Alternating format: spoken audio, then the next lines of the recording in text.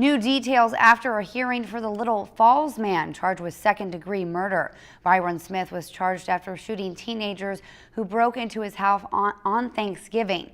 The bail has now been reduced, and his conditional bail has been set to $1 million, was now slashed in half. Hannah Tran has more.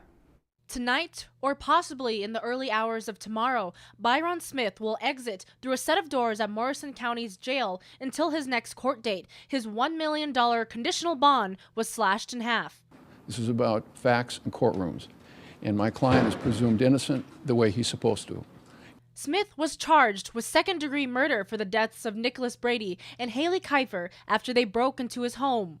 Thanksgiving Day at about noon. He was in his home when he heard somebody breaking in. In today's hearing, Smith and defense attorney Stephen Meshbesher asked to reduce his initial $2 million unconditional bond or $1 million conditional bond. Anxious to know exactly what the facts are and defend it on the facts, not on drama.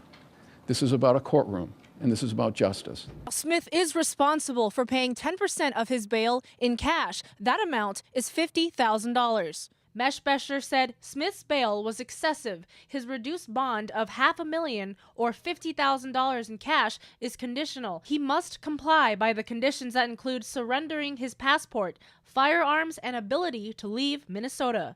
2 kids, unfortunately, sadly, are deceased, and my client was under a tremendous amount of trauma. Sniffles and cries were easily heard in today's courtroom, and several family members had to leave. It was an emotional day for both sides. Hannah Tran, Lakeland News.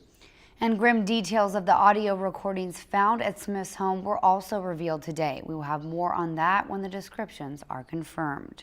If you've enjoyed this segment of Lakeland News, please consider making a tax-deductible contribution to Lakeland Public Television.